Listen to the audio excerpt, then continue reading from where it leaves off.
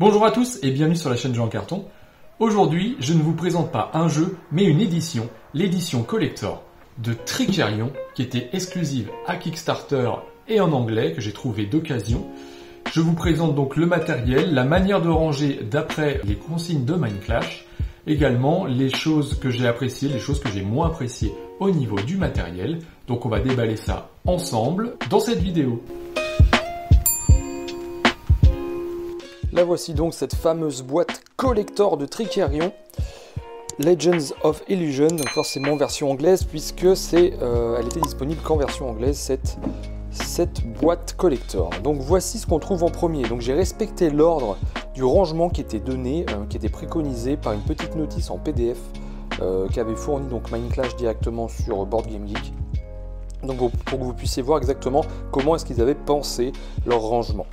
Donc déjà tout d'abord ici on a le rappel de tout ce que contient la Collector's Edition, donc en visuel. Il n'y a pas évidemment le nombre d'éléments, mais au moins vous pouvez voir que par exemple ici c'est le jeu de base avec l'allée sombre, voilà, ici les cadeaux d'Algard, enfin, etc. Et les exclusifs Kickstarter. Ensuite, par-dessus, vous avez l'ensemble des livrets de règles, d'aides de jeu, etc. Donc, qui concernent le jeu de base, qui concernent les extensions, pardon. Avec moi, donc comme je l'ai acheté d'occasion, parce que je l'avais pas pris sur Kickstarter à cette époque-là, je l'ai acheté d'occasion, donc la personne m'avait fait une impression des, plastifiés des livrets en français, puisque évidemment le jeu est en anglais. Donc ça se place par-dessus. Ici, c'est une règle imprimée en français, mais c'est pas ce qui est fourni de base. Par contre, ce qui est fourni de base, voilà, c'est ce livret-là, donc de la version collector. Ici, vous avez un livret donc de la Dalgard's Academy, l'Académie de Dalgard, donc l'extension, et ici de l'héritier de Dalgard, donc qui est la version solo. Plus encore des livrets pour tout le monde. Et enfin, ici, une petite extension. Le livret d'une petite extension qui est supplémentaire. Ici on a donc les plateaux de joueurs. Donc là vous voyez ici c'est le plateau solo, celui-ci, donc je vais vous montrer d'abord cela. Voilà les plateaux joueurs ici donc ces plateaux joueurs ils vont par dessus. Alors on va parler tout de suite du premier bémol. Ces plateaux sont très fins, ils sont très fins, je sais pas si vous pouvez voir, voilà, et en fait ils se gondolent, ils restent pas droits, ils sont en permanence en train de se gondoler, de se courber, ce qui fait que vous êtes en permanence aussi en train de les remettre dans le bon sens. Ça c'est franchement dommage quand on voit, en plus c'est très joli, hein, franchement les illustrations sont top. Quand on voit la qualité des illustrations, la qualité du thème utilisé, comment est-ce qu'il est retranscrit sur ces planches, c'est un peu dommage d'avoir du matériel qui n'est pas franchement de bonne qualité. Même chose hein, pour le plateau solo, c'est exactement la même taille de planche et c'est très fin, donc ça c'est un peu dommage. En dessous on retrouve tout d'abord donc encastré, je ne sais pas si on le voit bien, mais en fait en dessous vous avez les inserts avec le couvercle, et le couvercle donc forme un socle où dedans vous allez pouvoir mettre les plateaux les uns par-dessus les autres. Donc ici le plateau de Dalgard's Academy, voilà, et donc bon, les plateaux sont recto verso.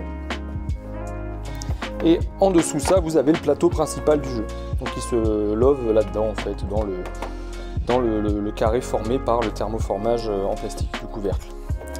Donc hop, le plateau, je vous le montre, c'est pareil, c'est un plateau recto verso, voilà, donc qui est vraiment très joli, avec de très belles illustrations toujours. Voilà. Donc ça, pour les plateaux. Ensuite, on a donc les premiers Game Trays, donc les premiers inserts qui sont réalisés par Game Trays, pardon, avec un couvercle donc, et donc dedans vous allez retrouver ce type de rangement. Donc tous les dés se retrouvent ici. Et donc là, ce que préconise Mindclash, donc dans leur petite notice, c'est de trier les paquets de cartes de telle manière à ce que donc ici vous avez tous les sorts. Donc tous les tours de magie, excusez-moi. Tous les tours de magie que vous pouvez acheter, ils se trouvent ici. Plus ici, l'extension Dawn of Technology qui va par-dessus. Et enfin, en dessous, vous avez les cartes des assignations spéciales. Alors, Special Assignment en anglais. Je ne sais pas en français comment est-ce qu'ils le disent, mais voilà. Vous avez toutes ces cartes-là, en fait, qui sont en dessous. avec donc celle également des extensions. Voilà. Donc ça, c'est formé de la même manière partout. Ici, donc, pareil, ça c'est des exclusivités Kickstarter. Vous avez le jeton Contour, qui est en fait un jeton de Tricerion, un éclat de Tricerion mais plus gros. Ici, des pions dédiés au mode solo, et ici, donc c'est l'équivalent du jeton de Contour mais en version token. Voilà. Ici, vous avez divers jetons également. Les cartes ici, vous avez toutes les cartes publicité. Donc on utilise pour faire de la pub dans le jeu pour gagner des points de prestige. Donc ces cartes, elles se trouvent toutes là avec également celles des extensions. Donc les extensions sont repérées par exemple pour la Dalgards Academy. Ici vous avez la petite icône bleue. Voilà. À côté vous avez celle qui est dédiée, le paquet de cartes qui est dédié au mode solo. Donc ça c'est le paquet de cartes d'action enfin plutôt de placement des cartes d'assignement de l'automate, donc de l'héritier, ça s'appelle l'héritier. Voilà, donc ça va au-dessus aussi. Et en dessous, vous avez les mêmes types de cartes, mais issues, donc les cartes Special Assignment, pardon, qui sont issues par contre de la Dalgards Academy. Voilà. Donc là, vous retrouvez, du jeu de base, vous retrouvez simplement les cartes ici publicité. Parce que vous allez voir qu'en fait, dans les 13 sont organisées les cartes par extension. Ici, vous trouvez tous les jetons qui correspondent donc aux jetons de prophétie. Donc vous avez ceux pour la Dark Alley, donc l'allée sombre du jeu de base, et ici vous avez ceux de Dalgards Academy qui sont bleus. Donc tout ça il rentre ici, avec à côté les jetons pour le mode solo qui permet de bloquer certains emplacements. À chaque fois vous allez bloquer 2 emplacements par lieu. Ici donc vous trouvez les cartes de performance, donc ici les cartes de spectacle. En gros ce deck là ressemble à celui que vous avez dans le jeu de base, sauf que cette icône là indique qu'il est là pour le jeu solo. Donc il est séparé des autres dans ce système de rangement. Ici également, vous trouvez la même chose. Donc vous avez les personnages, les magiciens, avec d'un côté la face Dalgards Academy et de l'autre côté la face du mode solo. En fait, c'est représenté par la plume, tout simplement. Donc voilà pour ce premier rangement. Donc avec tous ces couvercles qui vont bien. Ça, c'est très efficace, ça marche super bien. Sinon, je ne vous ai pas parlé, la qualité des cartes, elle est relativement normale, hein, il n'y a rien d'exceptionnel ni de mauvais. Voilà, donc bon, il n'y a pas. Et puis les tokens sont pareil, d'épaisseur normale. Ici, on a donc une partie qui concerne aussi la Dalgards Academy. Donc, vous avez des rangements avec toutes les tuiles, donc qui sont plutôt bien faites. Donc ces tuiles-là, je ne sais plus comment elles s'appellent. Hein. Ces tuiles-là, donc sont des enveloppes, donc ça rentre pile poil dans ce slot là, et ici vous avez donc des slots pareil pour d'autres tuiles. Donc ça, pas grand chose à voir, hein. Donc c'est pareil, c'est des tuiles de taille d'épaisseur à peu près normale. Donc je sais pas si on voit bien également, on voit que c'est thermoformé. Donc voilà, vous avez la représentation de la Dalgards Academy ici, donc ça c'est vraiment très joli. Puis le côté un peu bordeaux là, vous avez, il va super bien dans le thème. À côté on a quoi ici? On a tous les composants. Vous avez tous les composants nécessaires au jeu, donc ça c'est super d'avoir un truc comme ça qui permet de trier plutôt qu'avoir des petits bols. Donc ça, vous voyez en dessous, vous avez des crans pour pouvoir maintenir tout ça en place. Donc ça c'est top. C'est les mêmes recto verso, je ne vais pas tous vous les montrer. Mais voilà à quoi ça ressemble. Donc je le répète, ça c'est le rangement qui est préconisé par Mindclash Games.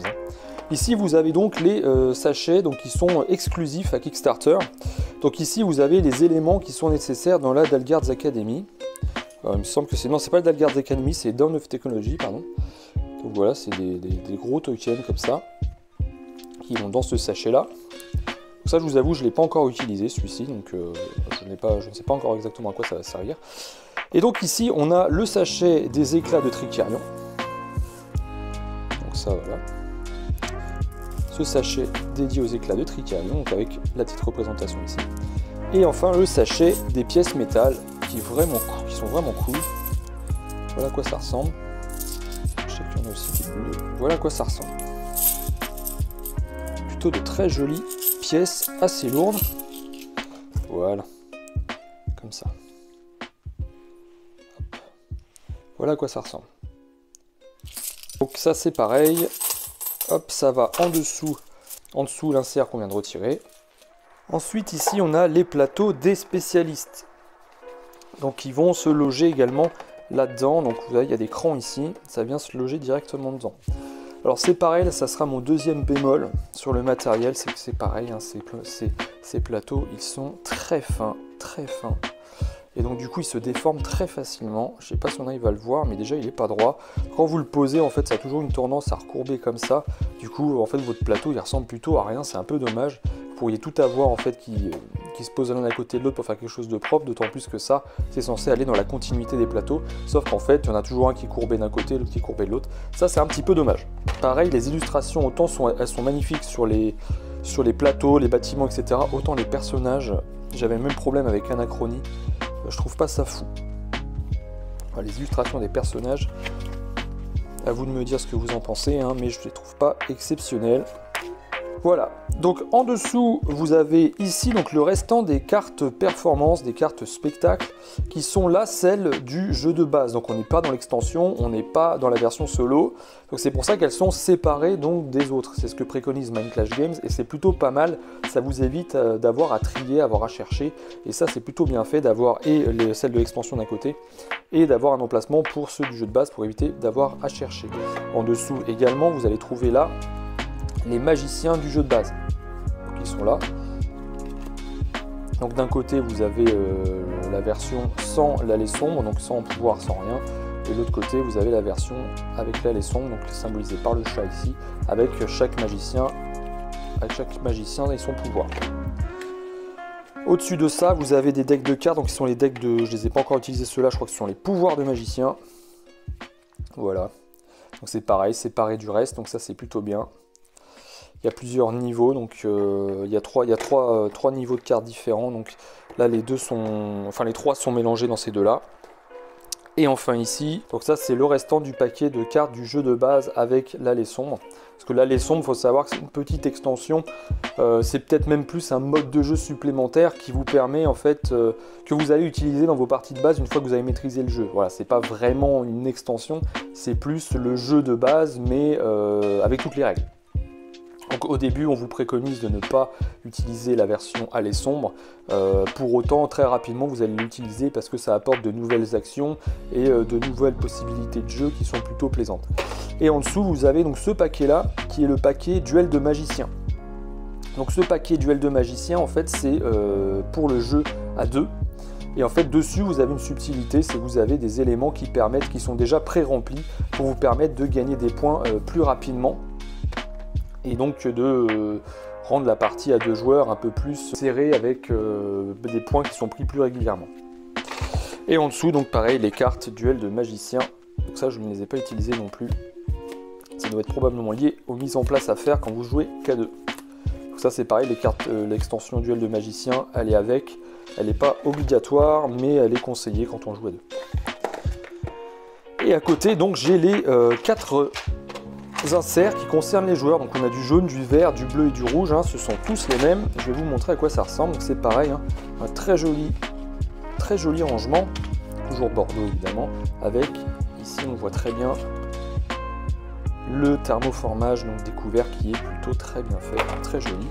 Donc voici à quoi ça ressemble. Vous avez les jetons donc des personnages que vous employez. Donc ici ce sont les apprentis.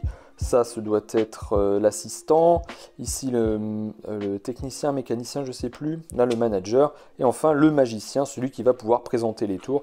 Ici vous avez le marqueur que vous allez pouvoir utiliser pour compter vos points de prestige toute la partie. Ici c'est la partie qui est liée à l'extension de la Dalgard's Academy, avec les jetons qui vont en dessous. Donc ils sont séparés du reste, ça c'est toujours bien d'avoir... J'aime bien le fait de pouvoir me dire que je vais utiliser le jeu et que je ne vais pas avoir à trier ce qui fait partie de l'extension de ce qui ne le fait pas. Quand on arrive, d'autant plus que, comme je vous ai dit, ce jeu, moi je l'ai eu d'occasion, donc forcément tout était déjà déballé. Quand on arrive là avec un jeu qui est, pour ceux qui ont l'habitude d'acheter d'occasion, pour un jeu que vous achetez d'occasion avec extension et que tout est mélangé à l'intérieur, il y a un vrai casse-tête à savoir qu'est-ce qui va avec quoi. Donc des fois c'est très bien noté, parfois moins. Donc vous êtes en train de trier, vous passez des heures à trier pour pouvoir apprécier le jeu petit à petit, quoi. Ici on a d'autres marqueurs, donc ça c'est très simple, hein, c'est un cylindre, ça c'est un marqueur qui va vous permettre de déterminer votre initiative. Et ici vous avez d'autres marqueurs de joueurs qui sont, je crois, qui font partie, je crois, de la Delgards Academy. Et ici vous avez les cartes d'assignement de base. Alors, assignement, ça ne doit pas être le mot, hein, c'est le mot en anglais. Donc en fait c'est les cartes qui vont vous permettre de dire je vous envoie tel personnage à l'atelier, tel personnage au centre-ville, etc. Donc chaque partie joueur, chaque bloc de joueurs comme ça contient la même chose. Et donc là vous avez les cartes nécessaires. Et enfin, dernière chose, vous avez les symboles de tour. Donc à chaque fois que vous allez avoir un tour de magie, vous allez placer un symbole pour pouvoir l'identifier. Un symbole qui sont liés c'est les couleurs de cartes, quoi, les signes et les couleurs de cartes à jouer. Et ici vous avez donc des icônes de sorts.